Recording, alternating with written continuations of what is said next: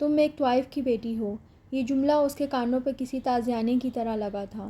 اس نے سر اٹھا کر اپنے سامنے کھڑی لڑکی کو دیکھا، جو آنکھوں میں زمانے بھر کی نفرت لیے اسے گھور رہی تھی۔ پلکوں کی باڑ پر رکے آنسو کو اس نے پیچھے دھکیلنے کی کوشش کی، لیکن ناکام رہی۔ اس نے سر جھکا لیا اور آنسو کو بہہ جانے دیا۔ آس پاس موجود بہت سے اسٹوڈنٹس متوجہ ہو چکے تھے اور اب عجیب نظروں سے اسے دیکھ رہے تھے، جیسے نہ جانے وہ کسی اور دنیا کی مخلوق ہو۔ فاریہ اپنے منہ سے زہر اگل کر چلی گئی، لیکن سیرت ہمایوں کو ایک نئے امتحان میں ڈال گئی۔ اس کے آس پاس چہمگوئیاں زور پکڑنے لگیں۔ سرگوشیوں نے آوازوں کا روپ دھار لیا۔ آوازوں کے ساتھ دبی دبی طنزیہ ہنسی کی آوازیں بھی شامل ہو گئیں۔ بڑی نیک پروین بنی پھرتی تھی، پوری یونی کی ملوانی، ایک طوائف کی بیٹی ہے۔ یہ آواز اس کی بہترین دوست گوری کی تھی۔ سیرت نے نظر اٹھا کر دیکھنے کی کوشش کی، لیکن آنسو نے یہ کوشش ناکام بنا دی۔ اس نے سب کی آوازوں کو نظر انداز کرتے ہوئے اپنی کتابیں سمیٹیں اور ایک نظر یونیورسٹی گیٹ پر ڈالی۔ آج اسے وہاں تک پہنچنا بہت ہی مشکل مرحلہ لگا۔ اٹھ کر کھڑے ہوتے ہوئے اسے محسوس ہوا جیسے وہ کانپ رہی ہے۔ اس نے آنکھیں بند کیں اور سب کچھ بھول کر تیز تیز قدم گیٹ کی طرف بڑھا دیے۔ پیچھے سب لوگ بہت کچھ کہہ رہے تھے، لیکن اس نے کان بند کر دیے تھے۔ وہ کچھ بھی سننا نہیں چاہتی تھی۔ گیٹ سے باہر نکل کر پوائنٹ پر انتظار کرنے کی بجائے وہ پیدل ہی چل پڑی۔ اسے ابھی بھی اپنے پیچھے لوگوں کی پرتپش نظریں محسوس ہو رہی تھیں۔ آج اس کی ماں کو اس دنیا سے گزرے صرف 20 دن ہوئے تھے۔ اس نے ہوش سنبھالا تو خود کو اندرون لاہور کے ایک خستہ حال مقام میں پایا، جہاں ضروریات زندگی بس نہ ہونے کے برابر تھیں۔ اس کی ماں صوم سلوات کی پابند تھی۔ لوگوں کے گھروں میں کام کر کر کے وہ ضروریات پوری کرتی تھی۔ اس کی اور اس کی ماں کی بات چیت نہ ہونے کے برابر تھی۔ جب کبھی دونوں میں کوئی بات ہوتی بھی تو جو ہی سیرت اپنے باپ کے حوالے سے کوئی سوال کرتی، اس کی ماں اس کے پاس سے اٹھ جاتی اور پھر سے اپنے خول میں بند ہو جاتی۔ محلے میں ان کا کسی کے ساتھ میل جول نہ تھا۔ سیرت کو دوست بنانے کی اجازت نہیں تھی، لیکن نہ جانے کیسے پھر بھی وہ جہاں جاتی اس کی بہت سی فرینڈز بن جاتی۔ لیکن اس نے کبھی کسی کو گھر لانے کی غلطی نہیں کی، ماں سوائے ہانی کے، جو کہ ان کے محلے میں ہی رہتی تھی، لیکن اس محلے کے باقی گھروں سے قدرے بہتر حالت میں تھے۔ اس کے ابو کسی ملٹی نیشنل فرم میں مینیجر تھے۔ ہانی ایک بہت ہی پرخلوص لڑکی تھی۔ اس کے گھر میں آنے جانے پر اس کی امی نے کوئی پابندی نہ لگائی۔ اپنی ماں کا گریز محسوس کرتے ہوئے سیرت نے باپ کے حوالے سے ان سے سوال کرنے چھوڑ دیے۔ میٹرک کے بعد اس نے گھر میں بچوں کو ٹیوشن دینا شروع کر دیا۔ اس طرح اپنی کچھ فرینڈز کے گھروں میں جا کر ان کے چھوٹے بہن بھائیوں کو پڑھانے لگی، جس سے ان کے گھر کے حالات میں کچھ سدھار آنے لگا۔ وہ پڑھائی میں بہت اچھی تھی، اس لیے اسے اسکالرشپ پر یونی میں داخلہ مل گیا، جہاں سے وہ MBA کر رہی تھی۔ لیکن ان کی زندگیوں میں طوفان تب اٹھا جب ایک دن کوئی شہباز نام کا آدمی نہ جانے کیسے ان کی چوکھٹ پر پہنچ آیا، جسے دیکھ کر سیرت کی ماں ختیجہ خاتون ڈر گئیں اور سیرت کو کمرے میں بند کر کے اس آدمی کو گھر سے نکالنے لگی، جو زبردستی اندر گھس آیا تھا۔ دونوں کی دھکم پیل میں اس شخص کے سر پر چوٹ آ گئی اور وہ غضبناک ہو کر چیخ چیخ کر سب لوگوں کو اکٹھا کرنے لگا۔ اور پھر کمرے کی کھڑکی میں کھڑی سیرت نے جو کچھ سنا وہ اس کے رونگٹے کھڑے کرنے کے لیے کافی تھا۔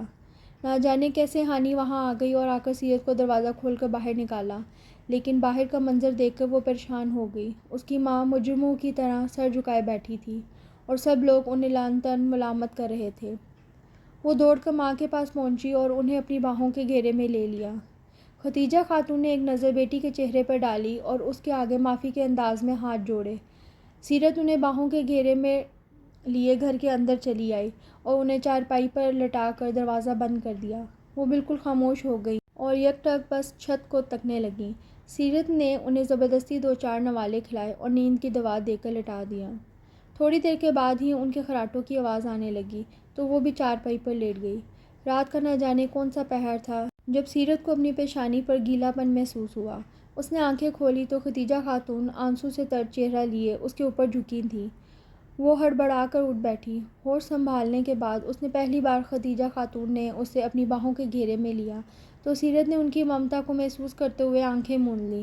پھر دھیمے دھیمے لہجے میں وہ اسے اپنے بارے میں بتانے لگی۔ تمہاری طرح میں بھی ایک طوائف کے گھر پیدا ہوئی، شاید یہ میرا قصور تھا۔ بچپن سے ہی کانوں میں ساز اور گھنگروں کی آوازیں کان میں پڑیں، رنگ برنگے آنچل زیورات سے لدی عورتیں، جن میں میری اپنی ماں بھی شامل تھی۔ میک اپ سے چہروں پر مسکراہٹ سے جائے وہاں آنے والوں کی دل لباتی تھی، لیکن مجھے اس سب سے نفرت سی محسوس ہوتی تھی۔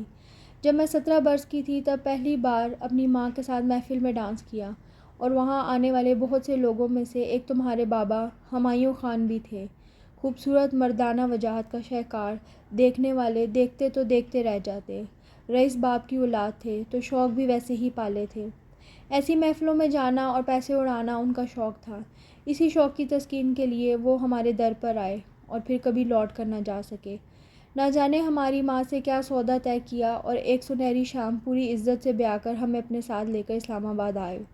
یہ شادی انہوں نے اپنے گھر والوں سے چھپ کر کی تھی۔ شادی کے بعد ہم جیسے ہواؤں میں اڑنے لگے۔ ایسا محبت کرنے والا شوہر، اپنے گھر کا سکون، یہ سب ہمارے لیے بالکل نیا تھا۔ یہ سب پا کر زندگی میں سکون ہی سکون حاصل ہو گیا، لیکن اس سکون میں پہلا کنکر تب پڑا جب میں پہلی بار گھر سے نکل کر مارکیٹ گئی اور وہاں مجھے تمہارے بابا کے دوست وجاہت خان ملے، جس نے نہ جانے آفس جا کر ہمارے بارے میں ہمایوں سے کیا کہا کہ وہ ہم سے ہی کھینچے کھینچے سے رہنے لگے۔ میں ان کے پاس جاتی تو وہ منہ موڑ لیتے، اور پھر وہ دن بھی آیا جس کے طوفان میں سب کچھ بہہ گیا۔ میں گھر میں اکیلی تھی، تبھی وجاہت خان ہمارے گھر چلے آئے۔ میں دروازہ کھول چکی تھی اور مجھے سمجھ نہ آیا کہ میں کیا کروں۔ انہیں ڈرائنگ روم میں بٹھا کر میں ہمایوں کو کال کرنے کے لیے لاؤنج میں آئی تو تبھی کچن سے کچھ جلنے کی بدبو آئی۔ میں کچن کی طرف بھاگی تو وہاں سارا سالن جل چکا تھا۔ ہڑبڑاہٹ میں نے اپنے دوپٹے سے پتیلا اٹھایا تو آنچ نے میرے دوپٹے کو پکڑ لیا اور میری چیخ نکل گئی، جسے سن کر وجاہت خان کچن میں چلے آئے اور جلتا دوپٹہ کھینچ کر اس سے آگ بجھائی۔ لیکن یہی وہ وقت تھا جب تمہارے بابا وہاں آئے اور ایک نظر بغیر دوپٹے سے میرے وجود پر ڈالی اور دوسری وجاہت خان کے ہاتھ میں موجود میرے دوپٹے پر۔ انہوں نے آگے بڑھ کر ایک زوردار تھپڑ میرے چہرے پر رسید کیا اور میں ہکا بکا اس شخص کو دیکھ رہی تھی جو مجھ سے محبت کا دعوے دار تھا۔ ہمایوں نے وجاہت کی کوئی بات نہ سنی اور اسے دھکے دے کر گھر سے نکال دیا۔ تم نے ثابت کر دیا ایک طوائف کبھی اپنا کام نہیں چھوڑ سکتی، چاہے اسے کتنی ہی آسائشیں کیوں نہ مل جائیں۔ اس لیے میں آج تمہیں ابھی اور اسی وقت اس رشتے سے آزاد کرتا ہوں۔ اس گھر سے جو لے جانا چاہو لے کے جا سکتی ہو، لیکن دوبارہ مجھے اپنی شکل نہ دکھانا۔ میں وہاں سے واپس اپنی ماں کے پاس چلی آئی، لیکن میرا وجود ایک زندہ لاش بن چکا تھا۔ میں نے اس شخص سے محبت نہیں عشق کیا تھا، لیکن وہ صرف محبت ہی کر سکا، اعتبار نہ کر سکا۔ پھر مجھے پتہ چلا میں ماں بننے والی ہوں تو ایک رات میں نے وہ کوٹھا چھوڑ دیا۔ میرے پاس تمہارے باپ کے گھر سے لائے ہوئے زیورات تھے۔ تمہارے لیے میں نے خود کو مضبوط کیا اور اس محلے میں ایک پراپرٹی ڈیلر کی مدد سے یہ گھر حاصل کیا۔ میں پڑھی لکھی تو تھی نہیں کہ کہیں کوئی کام کرتی۔ شروع میں جہاں کہیں کام کے لیے جاتی تو میری خوبصورتی کو دیکھ کر کوئی مجھے کام نہ دیتا، اس لیے میں نے پردہ شروع کر دیا، اور پھر اس کے بعد تو تمہارے سامنے ہی میری زندگی۔ ہاں، میرے لکڑی کے باکس میں تمہارے باپ کی تصویر اور پتہ ہے۔ اگر چاہو تو میرے بعد ان کے پاس چلی جانا۔ نہیں، مجھے کہیں نہیں جانا، میں یہیں آپ کے پاس رہوں گی۔ اس شخص نے آپ کا اعتبار نہیں کیا، وہ میرا کیا کرے گا؟ دونوں ماں بیٹی ساری رات باتیں کرتی رہیں۔ کس وقت دونوں سوئیں، اور اگلی صبح جب سیرت کی آنکھ کھلی تو اس کی ماں اس دنیا میں اسے اکیلا چھوڑ کر خود ابدی سفر پر روانہ ہو گئی تھی۔ اس کے آنسو رک گئے۔ ابھی تو وہ اپنی ماں کی اذیتوں کا ازالہ کرنا چاہتی تھی، انہیں ایک اچھی زندگی دینا چاہتی تھی۔ ایک رات میں اس نے نہ جانے کیا کیا خواب بن لیے تھے، لیکن سب کہیں ہوا میں تحلیل ہو گئے۔ وہ اس بھری دنیا میں بالکل تنہا رہ گئی۔ محلے کی عورتیں آ رہی تھیں اور اسے تسلی دلاسا دے کر جا رہی تھیں۔ وہ بس خالی آنکھوں سے انہیں دیکھے جاتی۔ آس پاس کچھ پرانے پڑوسیوں نے کفن دفن کا انتظام کیا، اور جب جنازہ لینے آئے تو سیرت کو ایک دھچکا لگا اور اس کی آہ بکا سن کر ہر آنکھ اشکبار ہو گئی۔ لیکن اسے صبر نہیں آ رہا تھا۔ جانے والے چلے جاتے ہیں اور پھر پیچھے رہ جانے والوں کو بھی صبر آ ہی جاتا ہے۔ آج وہ یونی آئی تھی، لیکن وہ نہیں جانتی تھی کہ اس کی ماں کے جنازے پر آنے والی اس کی اکلوتی دوست فاریہ کو اس کی اصلیت پتہ چل گئی تھی، اور یونی سے نکلتے ہوئے اس نے سوچ لیا تھا کہ اب وہ دوبارہ یہاں کبھی نہیں آئے گی۔ انہی سوچوں میں اسے پتہ ہی نہیں چلا کہ وہ کب گھر پہنچ جائی۔ وہ ہوش میں آئی تو خود کو اپنے گھر کے باہر کھڑا پایا۔ لاک کھولتے ہوئے گلی کے نکڑ پر کھڑے لڑکوں کو دیکھ کر وہ کانپ گئی، جو کسی چور کی طرح اس کے دروازے پر نظر ٹکائے ہوئے تھے۔ وہ جلدی سے اندر داخل ہوئی اور دروازے کو کنڈی لگا کر وہیں پر بیٹھتی چلی گئی۔ آپ مجھے اکیلے چھوڑ کر کیوں چلی گئی ہیں؟ جانا ہی تھا تو مجھے بھی ساتھ لے چلتی۔ وہ روتے ہوئے گڑ گڑانے لگی، اے میرے رب، مجھے بھی اپنے پاس بلا لے، اور روتے روتے اس کی ہچکی بند گئی، لیکن اسے خاموش کرانے والا وہاں کوئی نہیں تھا۔ آج وہ ایک فیکٹری میں انٹرویو دینے آئی تھی۔ اس کی سی وی پر ایک نظر ڈال کر اس شخص نے سیرت سے اس کے باپ کا پورا نام پوچھا۔ جی ہمایوں علی خان ولد بخت خان۔ اور آپ کی ماں کا نام؟ ختیجہ خاتون۔ آپ کل سے آ جائیں کام پر، اس شخص نے کچھ سوچتے ہوئے کہا۔ سیرت وہاں سے نکلی تو مطمئن تھی۔ گھر میں پہلے تو کئی دن وہ پریشان رہی، ہر وقت دھچکا لگا رہتا کہ نہ جانے کب کوئی دیوار پھلانگ کر اندر آ جائے گا۔ شروع میں اسے محسوس ہوتا جیسے باہر کوئی کھڑا ہے۔ وہ ساری رات جاگتی رہتی اور جائے نماز بچھائے بس اللہ سے مدد مانگتی رہتی کہ کسی طرح یہ رات گزر جائے، لیکن اب مطمئن ہو گئی تھی کیونکہ محلے والوں نے اس کو اکیلے ہونے کی وجہ سے محلے میں ہی رہنے والی ایک بوڑھی عورت جو کہ اماں حاجن کے نام سے مشہور تھی انہیں اس کے ساتھ چھوڑ دیا تھا، اور اب وہ بہت مطمئن تھی۔ آہان سلمان علی آج پورے 2 ماہ کے بعد دبئی سے لوٹا تھا۔ اس نے اپنی کمپنی کی ایک برانچ وہاں کھولی تھی، تبھی اسے وہاں کے انتظامات میں سے اسے 2 ماہ لگے۔ ابھی وہ آفس میں آ کر بیٹھا ہی تھا تبھی اسے حاشر کی کال آئی۔ بھائی آپ آ گئے ہیں؟ جی کب آئے؟ رات کو۔ گھر کیوں نہیں آئے؟ آ جاؤں گا۔ اوکے، اس سے پہلے آپ کو ارجنٹلی میرے آفس آنا ہوگا۔ خیریت ہے؟ نہیں، کیا ہوا؟ یہ بات فون پر بتانے والی اگر ہوتی تو میں آپ کو بتا دیتا۔ اس کے لیے آپ کو ابھی میرے آفس آنا ہوگا۔ اوکے، آتا ہوں۔ آج اماں حاجن کو ناشتہ دیتے ہوئے وہ آفس کے لیے لیٹ ہو چکی تھی۔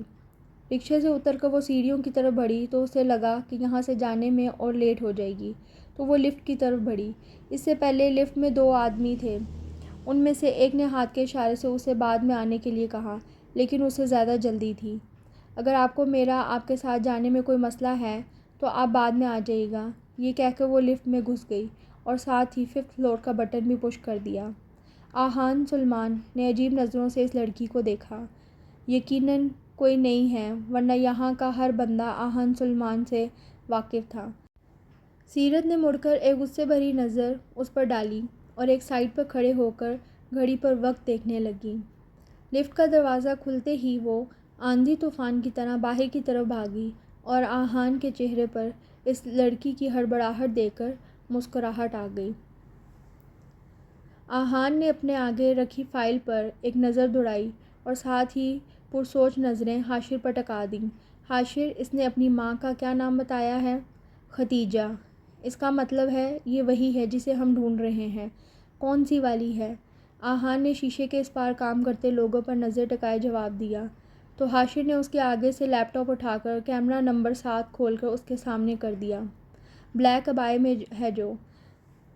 آہان نے لیپ ٹاپ پر نظر ٹکائے کسی گہری سوچ میں گم ہو گیا۔ آج سنڈے تھا تو وہ معمول سے لیٹ اٹھی۔ اماں حاجن صحن میں چارپائی بچھائے دھوپ سیک رہی تھی۔ سیرت نے صحن کے کونے میں موجود نل کے پاس بیٹھ گئی۔ منہ دھو کر اٹھی تو اماں بھی اٹھ کر چارپائی پر بیٹھ گئی۔ ارے دھی، آج تو بہت دیر کر دی اٹھنے میں۔ بس اماں، نماز پڑھ کر جو سوئی تو پتہ ہی نہ چلا کہ کب دن چڑھ گیا۔ آپ کو بھوک لگی ہوگی نا، میں آپ کے لیے ناشتہ بناتی ہوں، اور آپ نے مجھے جگایا کیوں نہیں؟ بیٹا تجھے ایک ہی تو چھٹی تھی تو میں نے سوچا کہ چلو تمہاری نیند پوری ہو جائے۔ اچھا، آپ رات کو کہہ رہی تھی کوئی دوائی ختم ہو گئی ہے، آپ مجھے پرچی دیں، میں گھر کا کام کر کے لے آتی ہوں۔ جی بیٹا۔ وہ اٹھ کر کمرے کی طرف چل دیں۔ جس وقت وہ بازار سے لوٹی تو اس نے اماں حاجن کے ساتھ ایک اور بوڑھی خاتون اور ایک بہت ہی ماڈرن لڑکی کو بیٹھے پایا۔ اسے دیکھ کر وہ لڑکی اپنی جگہ سے کھڑی ہو گئی اور جانچتی نظروں سے سیرت کا جائزہ لینے لگی، جبکہ بوڑھی خاتون نے آگے بڑھ کر اسے گلے لگا لیا۔ بلیک کلر کے عبائے میں ملبوس سیرت، جس کی رنگت میں دھوپ کی تمارت کی وجہ سے سرخیاں سی گھل گئی تھیں، اسے اور خوبصورت بنا رہی تھیں۔ تبھی ان بوڑھی عورت نے ہاتھ پکڑ کر سیرت کو اپنے برابر بٹھا لیا۔ بیٹا تمہارا بڑا کوئی ہے نہیں، مجھے ان بہن نے بتایا، تو میں تم سے ہی بات کر لیتی ہوں، میں اپنے پوتے کے لیے تمہارا ہاتھ مانگنے آئی ہوں۔ ان کی بات سن کر وہ اپنی جگہ سے کھڑی ہو گئی۔ آپ کو یہاں کس نے بھیجا ہے؟ کیوں بیٹا، کیا ہوا؟ آپ میرے بارے میں جانتی ہیں میں کون ہوں؟ ارے بیٹا، میرے پوتے کی پسند ہو تو اچھی ہی ہوگی۔ آپ کے پوتے کی پسند؟ کیا نام ہے آپ کے پوتے کا؟ آہان سلمان علی، سلمان انڈسٹریز کا آنر۔ اب کی بار جواب اس لڑکی کی طرف سے آیا تھا۔ آپ کی بڑی مہربانی ہوگی، آپ اپنے پوتے کو بھی سمجھائیں اور کسی اپنے جیسے بڑے گھر میں اپنے پوتے کا رشتہ لے کر جائیں۔ ہم ایسے رشتے افورڈ نہیں کر سکتے۔ لیکن بیٹا، اماں ٹھیک تو کہہ رہی ہیں، وہ اس لڑکی نے انہیں کچھ کہنے سے پہلے ہی ٹوک دیا۔ وہ مایوس سی ہو کر وہاں سے اٹھ کر چلی گئیں۔ ان کے نکلتے ہی اس نے دروازہ بند کر دیا۔ السلام علیکم دادی، کیسی ہیں آپ؟ ٹھیک ہوں۔ وہ کسی گہری سوچ میں ڈوبی ہوئی تھیں۔ دادی کیا ہوا؟ انہوں نے ایک سرد آہ بھر کر اپنے پوتے کے چہرے پر نظر ڈالی۔ بیٹا اس نے منع کر دیا ہے کہ وہ ایسے رشتے افورڈ نہیں کر سکتی۔ اچھا تو آپ اس لیے پریشان ہیں؟ تو کیا نہیں ہونا چاہیے؟ بالکل بھی نہیں، کیونکہ آپ کی بہو تو وہی لڑکی بنے گی، آپ بس دیکھتی جائیں۔ یہ کہہ کر وہ ان کے آگے جھکتا ہوا ان سے پیار لے کر اپنے کمرے کی طرف بڑھ گیا۔ اگلے دن وہ آفس سے لوٹی تو سامنے ڈھیر سارے پھل اور مٹھائی کے ٹوکرے دیکھ کر حیران رہ گئی۔ اماں یہ کیا ہے؟ مجھے نہیں پتا بیٹا، صبح ایک آدمی آیا تھا اور یہ سب چیزیں اندر رکھ کر یہ کچھ پھول تمہارے لیے دیے ہیں۔ اماں حاجن نے اس کی طرف سرخ گلابوں کا ایک خوبصورت بکے اس کی طرف بڑھایا۔ اس نے پھول ہاتھ میں لے کر نام پڑھا اور انہی قدموں واپس لوٹ گئی۔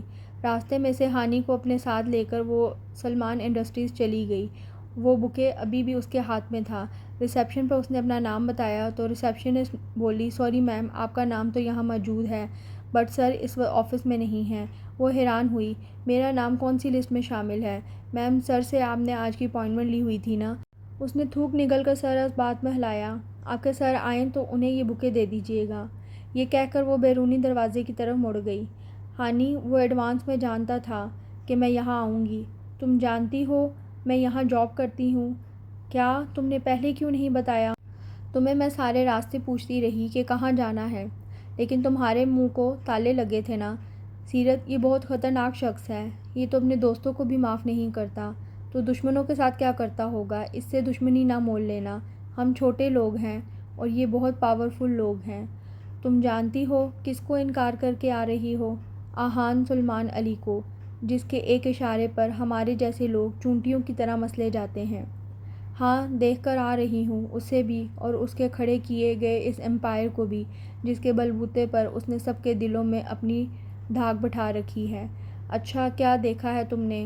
میں بھی جاننا چاہوں گا۔ مس سیرت ہمایوں، بلیک 3 پیس میں ملبوس، اپنی بھرپور وجاہت اور چھا جانے والی شخصیت کے ساتھ وہ ٹانگ پہ ٹانگ جمائے اس کے گھر میں موجود تھا۔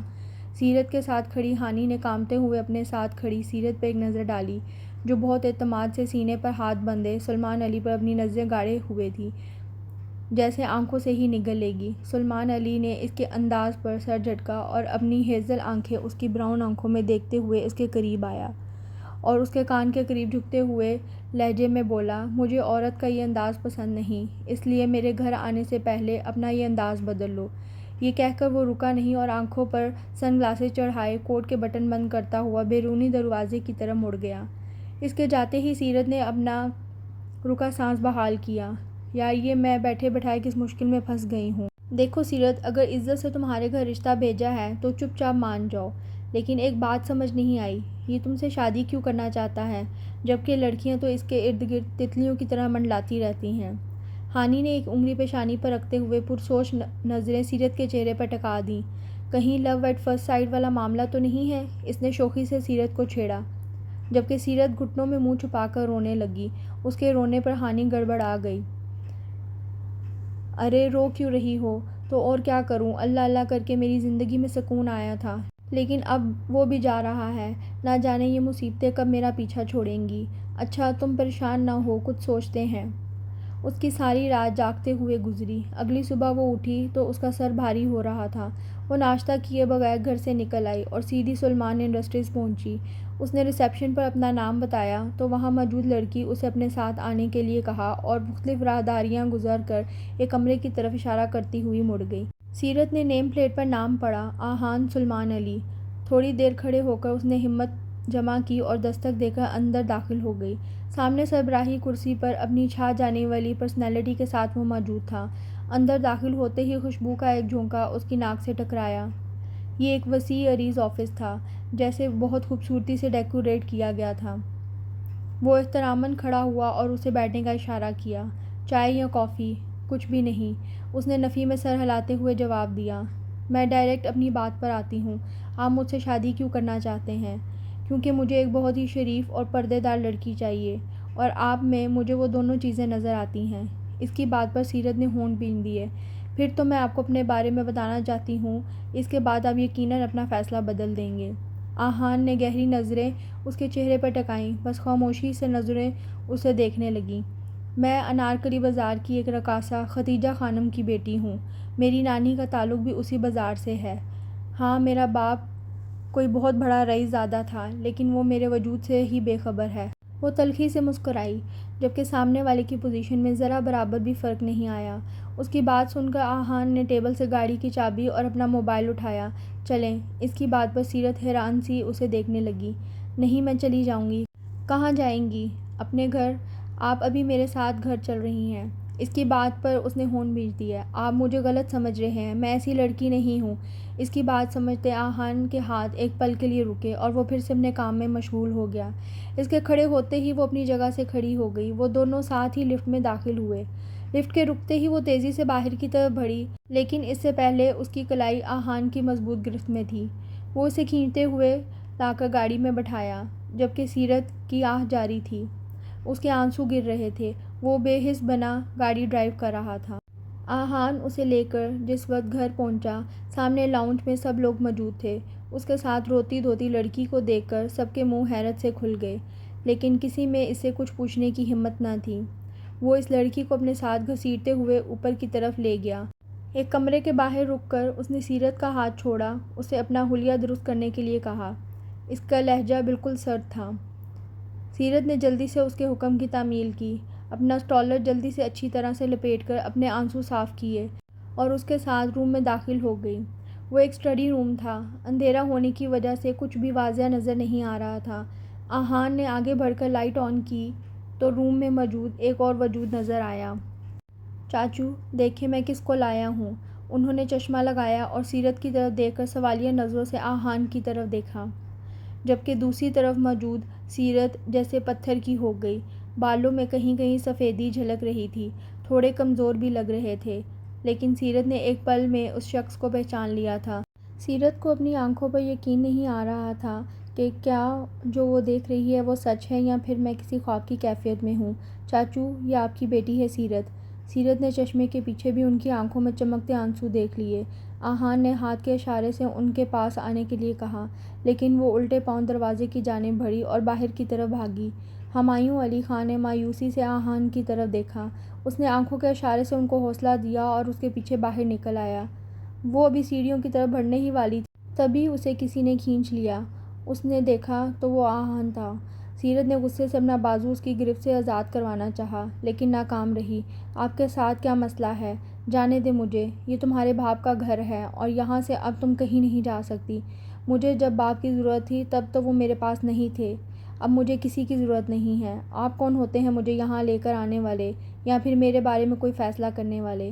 انہیں آج میری یاد آئی ہے جب وہ ویل چیئر پر بیٹھے ہیں؟ چلتے پھرتے انہیں میری یاد نہیں آئی؟ مجھے اس شخص سے کوئی ہمدردی نہیں ہے۔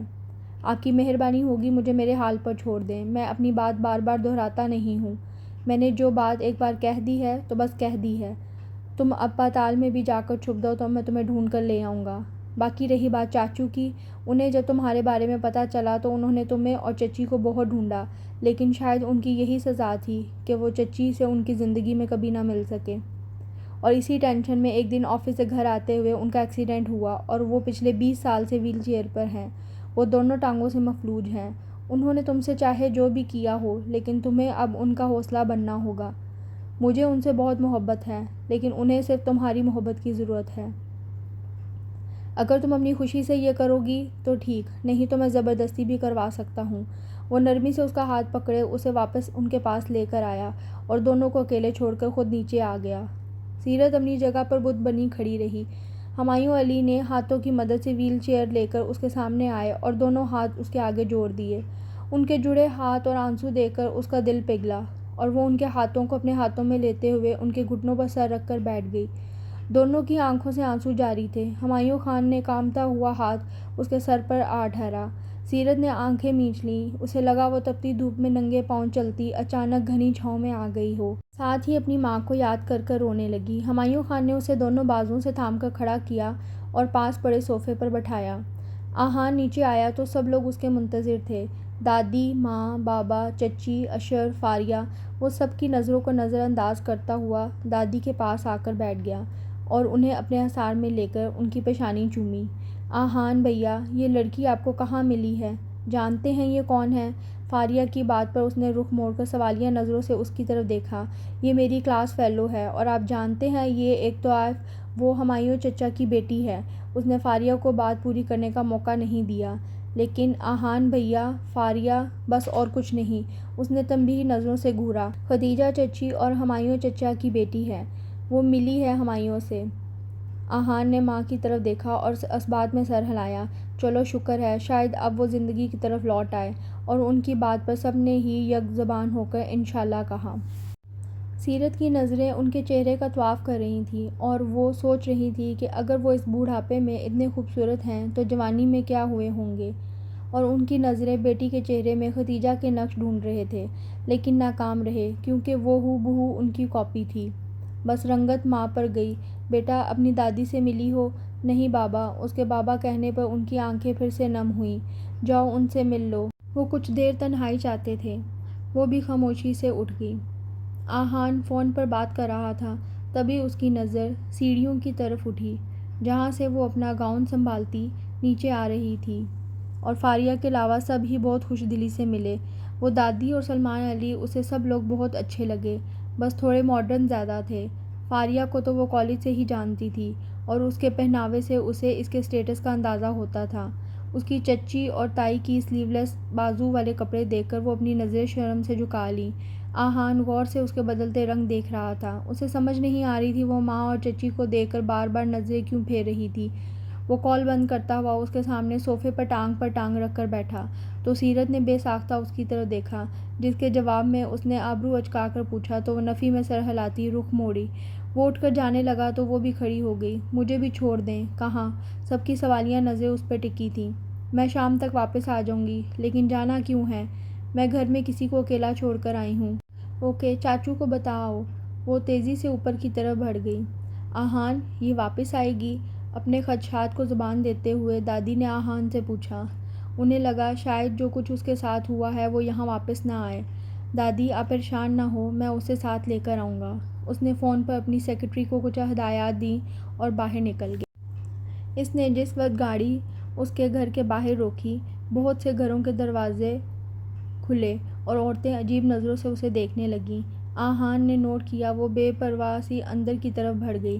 سیرت کے گھر کے اندر جاتے ہی وہ قریب ہی موجود کچھ بزرگ حضرات کے پاس آیا، اور ان سے مصافحہ کرنے کے بعد اس نے اپنا تعارف کروایا اور سیرت کے متعلق انہیں آگاہ کیا کہ وہ اس کے چچا کی بیٹی ہے اور وہ اب یہاں نہیں رہے گی۔ سب لوگ تو اس کی وضاحت سے ہی متاثر ہوئے تھے۔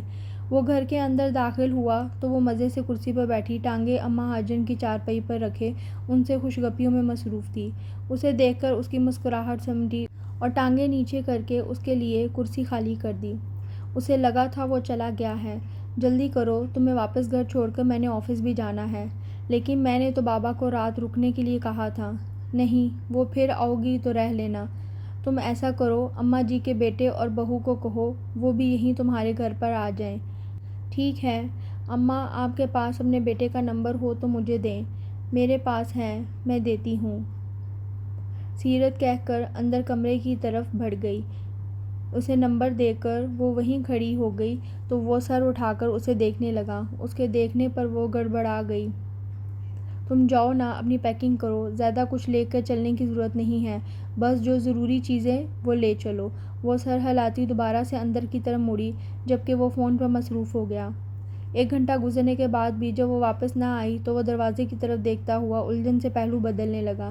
تبھی وہ بڑے بڑے 2 بیگ اٹھائے باہر آئی، جنہیں دیکھ کر آہان نے کچھ کہنے کے لیے منہ کھولا اور پھر کچھ سوچ کر خاموش ہو گیا۔ چلیں؟ نہیں، آپ یہ گاڑی میں رکھیں، میں باقی سامان لے کر آتی ہوں۔ کیا مطلب، ابھی اور بھی سامان ہے؟ جی ہاں، کیوں؟ نہیں، ویسے ہی، جاؤ لے آؤ۔ وہ اماں حاجن سے رخصت لے کر باہر نکل آیا۔ وہ گاڑی میں بیگ رکھ رہا تھا، تبھی وہ ایک بڑی سی پیٹی اٹھائے اندر سے نمودار ہوئی۔ اس کے پیچھے 2 چھوٹے چھوٹے لڑکے بھی تھے جنہوں نے 2 پیٹیاں اٹھا رکھی تھیں۔ وہ سخت بیزار ہوا۔ اب ان میں کیا ہے؟ ان میں میری کتابیں ہیں۔ اس نے اس بات میں سر ہلایا اور گاڑی کی پچھلی سیٹ پر پیٹیاں سیٹ کر کے اس کی طرف مڑا۔ بس اب چلیں یا ابھی کچھ اور رہتا ہے؟ نہیں، بس اب چلیں۔ اوکے، بیٹھو۔ یہ کہہ کر اس نے گاڑی کی فرنٹ سیٹ سنبھالی اور 2 اجنبی ایک سفر کی طرف روانہ ہوئے۔ اب وقت ہی بتائے گا کہ وہ ایک راہ کے مسافر رہتے ہیں یا نہیں۔ گاڑی پورچ میں روک کر آہان نے ملازم کو گاڑی سے سامان نکالنے کا حکم دیا اور خود اندر کی طرف بڑھ گیا۔ اس نے ایک بار مڑ کر بھی سیرت کی طرف نہیں دیکھا۔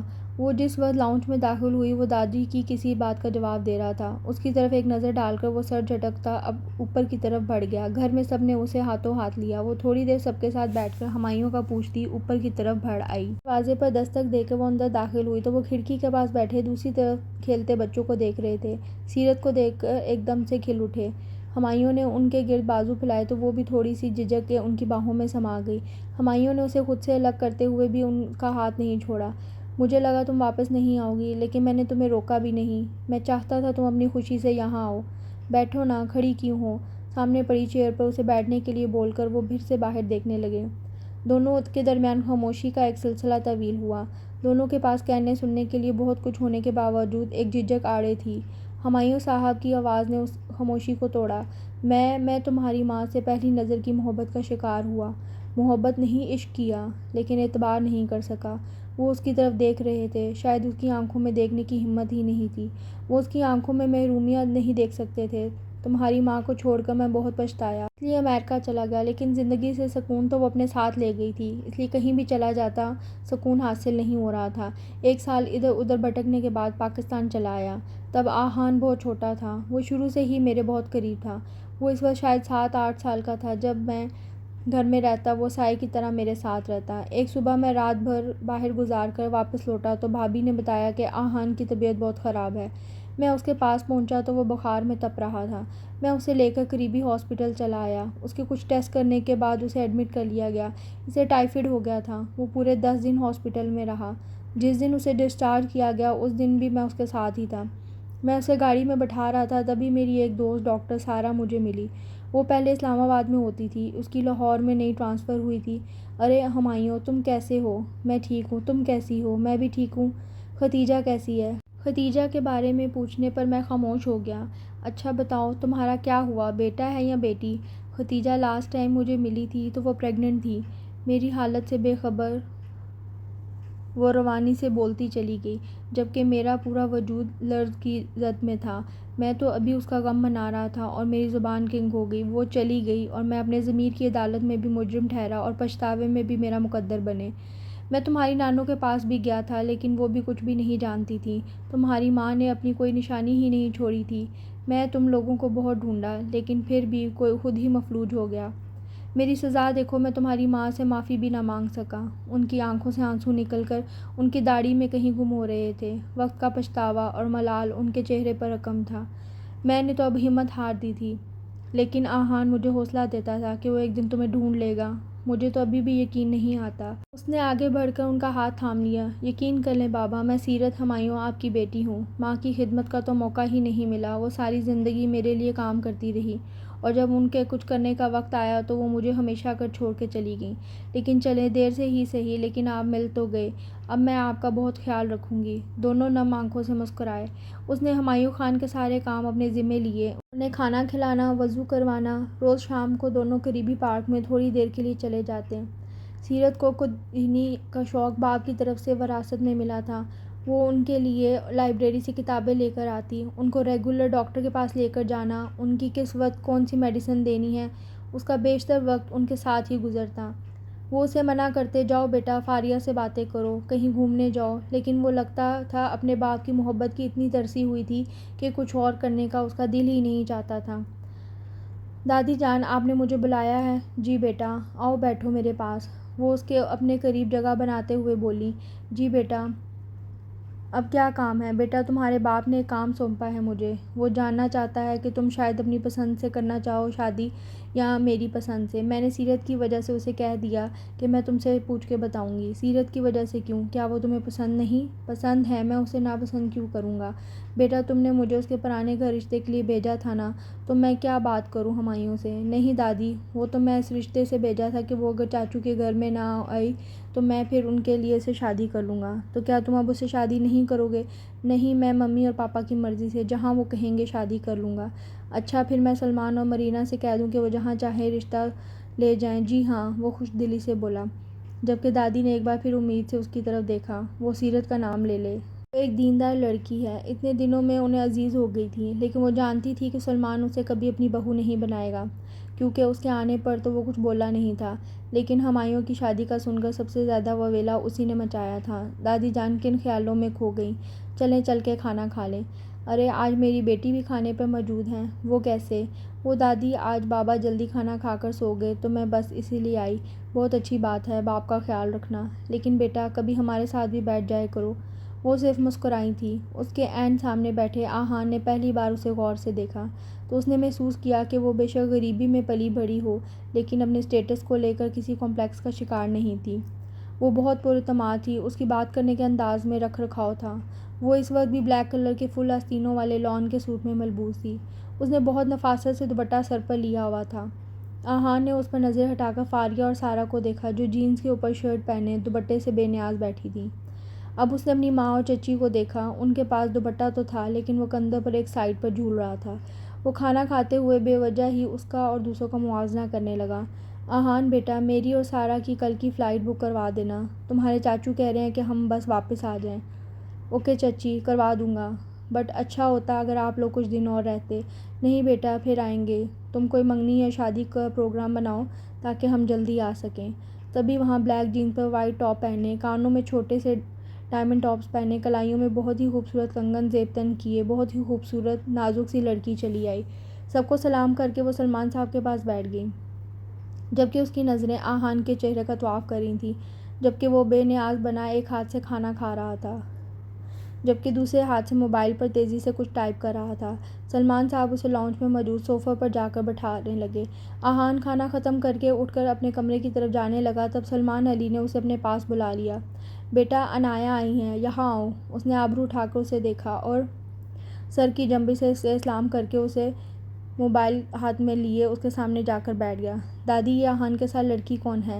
یہ بیٹا عنایہ ہے، آہان کے دوست کی بیٹی، آہان کے لیے پسند کیا ہے۔ لیکن آہان ہی نہیں مان رہا تھا، لیکن اب سلمان نے اسے کہہ دیا کہ وہ دونوں منگنی کی تیاریاں کریں اور اس ماہ کی کسی بھی تاریخ کو منگنی کی رسم ادا کی جائے گی۔ سیرت نے دونوں کو بغور دیکھا تو اسے دونوں کی جوڑی بہت اچھی لگی۔ وہ اس گھر میں آنے کے بعد اکثر متاثر ہوتی تو وہ آہان تھا۔ وہ اس کی وجہ یہ تھی کہ وہ ایک بات جان گئی تھی کہ وہ اس کے باپ سے بہت پیار کرتا ہے اور ان کا بہت خیال رکھتا ہے۔ اس کے آنے کے بعد بھی وہ ان کا ویسا ہی خیال رکھتا تھا جیسے پہلے رکھتا تھا، اور ایک وجہ یہ بھی تھی کہ وہ اس کے باپ کو بہت پسند تھا۔ آج ہمایوں صاحب کے ڈاکٹر نے آہان کو ہاسپٹل بلایا تھا اور اسے یہ خوشخبری سنائی تھی کہ ہمایوں آپریشن کروانے کے لیے تیار ہیں۔ وہ گھر آیا تو عنایہ اور اس کے ماں باپ بھی آئے ہوئے تھے۔ وہ سب کو نظر انداز کرتا ہوا سیرت کی طرف بڑھا جو اپنی دوست سے فون پر بات کر رہی تھی کہ اچانک ہی آہان نے آ کر اس کے دونوں ہاتھ تھامے۔ تھینک یو سیرت، تھینک یو ویری مچ، اگر تم نہ ہوتی تو یہ کبھی بھی پاسبل نہیں تھا۔ تمہیں پتہ ہے چاچو نے خود ڈاکٹر کو کال کر کے کہا ہے کہ وہ آپریشن کروانا چاہتے ہیں۔ تمہیں پتہ ہے 80% چانسز ہیں کہ وہ پھر سے چل سکیں۔ بات کرتے ہوئے اس کی آنکھوں میں نمی تھی۔ سب کی نظریں خود پر مرکوز دیکھ کر سیرت نے نرمی سے اس کے ہاتھ سے اپنے ہاتھ چھڑانے کی کوشش کی، لیکن اس کی گرفت سخت تھی۔ اس کو ہاتھ چھڑاتے دیکھ کر وہ بھی جیسے ہوش میں آیا اور تیزی سے اپنے ہاتھ پیچھے کھینچ لیے۔ گھر والے سب اس کی ہمایوں سے محبت سے واقف تھے، اس لیے اسے مبارک دینے لگے، جبکہ وہ جا کر دادی کے گلے لگ گیا۔ میں چاچو سے مل کر آتا ہوں، آہان ہماری بات سن کر چلے جانا۔ جی بولے پاپا۔ بیٹا ہم نے اس مہینے کی 15 کو تمہاری اور عنایہ کی منگنی کا دن طے کیا ہے۔ ٹھیک ہے جیسے آپ کی مرضی۔ عنایہ آؤ میں تمہیں چاچو سے ملواؤں۔ اس کی اس بات پر سب کا موڈ خوشگوار ہو گیا، جو کہ آہان کی تھوڑی دیر پہلے والی حرکت کی وجہ سے خراب ہو گیا تھا۔ وہ عنایہ کو ساتھ ہمایوں کے کمرے میں داخل ہوا اور فرد جذبات سے ان کے گلے لگ گیا۔ چاچو آپ جانتے ہیں میں آج بہت خوش ہوں۔ وہ اس کی محبت میں مسکرائے۔ چاچو میری سمیع سے بات ہوئی ہے، وہ ایک مشہور آرتھوپیڈک سرجن سے آپ کے لیے ملا ہے، اس نے آپ کو امریکہ بلایا ہے۔ ہم اگلے ماہ امریکہ جا رہے ہیں، وہاں آپ کے پہلے اس کے ساتھ کچھ سیشن ہوں گے، پھر اس کے بعد آپریشن کا فیصلہ کیا جائے گا۔ اپنی باتوں میں وہ عنایہ کو بھول ہی گیا۔ آہان کے کندھے پر ہاتھ رکھ کر اس نے اپنی موجودگی کا احساس دلایا۔ آہان نے مسکرا کر اس کی سمت دیکھا۔ چاچو ان سے ملیے، یہ ہیں عنایہ چودھری، آپ کی ہونے والی بہو۔ آہان نے آخری الفاظ چبا چبا کر ادا کیے تھے، لیکن اپنی خوشی میں مگن عنایہ نے اس کے لہجے پر غور نہیں کیا، جبکہ ہمایوں علی کے چہرے پر ایک سایہ سا لہرا گیا۔ پھر بھی وہ خوش دلی سے اس سے ملے، لیکن دل میں کہیں ٹھیس سی اٹھی تھی۔ ان کی دلی خواہش تھی کہ وہ ان کا داماد بنے، لیکن ہر خواہش پوری ہو جائے یہ بھی ممکن نہیں تھا۔ وہ تھوڑی دیر ان سے باتیں کرتا رہا، اس کی تقلید میں عنایا بھی وہیں بیٹھی رہی۔ وہ اس کی باتوں سے بہت بور ہو رہی تھی۔ اس کی نظریں ہمایوں کے چہرے پر ٹکی تھی۔ ایک بار اس گھر میں آنے دیں، سب سے پہلے آپ کو اس گھر سے رخصت کرواؤں گی۔ اسے آہان کا ہمایوں کے لیے اس قدر فکر کرنا اچھا نہیں لگتا تھا، اور سیرت کے آنے کے بعد اس کے خدشات بڑھ گئے۔ اسے پورا یقین تھا کہ اگر کبھی ہمایوں آہان کو سرسری طور پر بھی کہہ دے، وہ ایک پل کی بھی دیر کیے بنا اس پر عمل کر دے گا۔ اس کی نظروں کی تپش محسوس کرتے ہوئے ہمایوں نے اس کی طرف دیکھا تو وہ مسکرا کر نظریں جھکا گئی۔ تبھی سیرت اندر داخل ہوئی۔ اس کے ہاتھوں میں کھانے کی ٹرے دیکھ کر وہ جلدی سے اٹھا اور اس کے ہاتھ سے ٹرے لے لی۔ سیرت، اگر تمہیں تکلیف نہ ہو تو میرا کھانا بھی یہیں دے جاؤ، میں آج چاچو کے ساتھ ہی کھانا کھاؤں گا۔ لیکن کیا؟ بابا اور میں ساتھ کھا لیں گے۔ نیچے کھانے کے ٹیبل پر آپ کا اور عنایا کا انتظار ہو رہا ہے۔ تم اور عنایا چلی جاؤ اور میرا کھانا کسی ملازم کے ہاتھ بھیج دو، وہ سرد و پار لہجے میں بولا۔ عنایا ایک جھٹکے سے مڑی اور کمرے سے نکل گئی۔ سیرت تھوڑی دیر کھڑی اسے دیکھتی رہی، پھر کچھ کہنے کے بعد منہ کھولا۔ اب کیا کہنا ہے سیرت؟ برا لگتا ہے، نیچے سب آپ کا انتظار کر رہے ہیں۔ اس نے ہاتھ میں موجود موبائل زور سے سامنے ٹیبل پر پٹکا۔ تم سے جو کہا ہے بس وہ کرو۔ اس کے لہجے پر وہ دہل کر 2 قدم پیچھے ہوئی اور پلٹ کر وہاں سے نکلتی چلی گئی۔ ہمایوں نے اس کے ہاتھوں پر اپنا ہاتھ رکھا۔ کیا مسئلہ ہے، مجھے بتاؤ گے؟ اس نے نفی میں سر ہلایا۔ نہیں، کوئی مسئلہ نہیں ہے۔ Are you sure? Yes, I am sure. پھر چھوٹی سی بات پر اتنا بھڑک کیوں گئے؟ میری بیٹی کو آج کے بعد ایسا غصہ؟ میں کیا اس سے پہلے میں آپ کا بیٹا ہوں؟ اس کی بات پر وہ کھلکھلا کر ہنس دیے۔ کہیں تمہارے غصے کی وجہ میری بیٹی ہی تو نہیں ہے؟ تمہیں لگ رہا ہے کہ وہ تمہاری جگہ لے رہی ہے؟ اب کی بار دونوں ہی کھلکھلا کر ہنس دیے۔ جبکہ دروازے سے اندر آتی سیرت نے تعجب سے دونوں کو دیکھا۔ اس نے ہاتھ میں پکڑی ٹرے پٹکنے کے انداز میں آہان کے سامنے رکھی اور واپس مڑ گئی۔ اس کے نکلتے ہی ہمایوں پھر سے بولے، غصہ صرف تمہیں ہی نہیں آتا، میری بیٹی کو بھی بہت غصہ آتا ہے، بچ کے رہنا۔ وہ دونوں اس وقت لاس اینجلس میں پرفارم کر رہے تھے۔ زارا انور ایک مشہور ماڈل اور ڈانسر تھی۔ سمیع سلمان پاکستان کا بہترین سنگر تھا۔ ساری دنیا میں اس کے کروڑوں مداح تھے۔ یہ ایک لائیو کنسرٹ تھا جس میں سمیع کے گانوں پر زارا ڈانس پرفارمنس دے رہی تھی۔ کنسرٹ اپنے جوبن پر تھا۔ سمیع کی سحر طاری کر دینے والی آواز پر زارا کی پرفارمنس نے سب کو جکڑ رکھا تھا۔ سمیع نے دیکھا زارا آنکھیں بند کیے گول چکر کھا رہی تھی۔ یہ ان کی لاسٹ پرفارمنس تھی۔ سمیع نے گانا گاتے ہوئے اسٹیج کے ایک دوسرے سرے کی طرف جانے لگا۔ زارا کے پاس سے گزرتے ہوئے اس نے اپنے ہاتھوں سے کوئی چیز اس کے پاؤں کے قریب پھینکی اور خود آگے بڑھ گیا، اور اگلے لمحے زارا زمین بوس ہو چکی تھی۔ سارے مجمع کو سانپ سونگھ گیا۔ زارا اپنے آپ کو سنبھالتے ہوئے اٹھنے کی کوشش کی، جس میں وہ کامیاب رہی، اور اس نے قہر برساتی نظر سمیع کے مسکراتے چہرے پر ڈالی، جو آنکھوں میں طنز بھرے اسے دیکھ رہا تھا۔ اسے اٹھتا دیکھ کر اس نے گانا پھر سے شروع کر دیا۔ پرفارمنس کے بعد زارا ہوٹل پہنچی تو اس کی آنکھوں میں مرچیں سی بھر گئی۔ آنسو کی وجہ سے سامنے کا منظر دھندلا گیا۔ وہ اپنے روم کی طرف بڑھتے ہوئے سامنے سے آتے سمیع سلمان سے ٹکرا گئی، جس نے سختی سے اسے بازو سے تھامتے ہوئے اسے اپنے آپ سے دور کیا۔ آنکھیں کھول کر، دماغ حاضر رکھ کر اور اپنے قدموں کو اپنے قابو پر کر کے گھر سے نکلا کرو۔ آج کے بعد میرے کسی شو میں پرفارم کرنے سے پہلے 1000 بار سوچ لینا۔ تم جیسی لڑکیاں میری برداشت سے باہر ہیں۔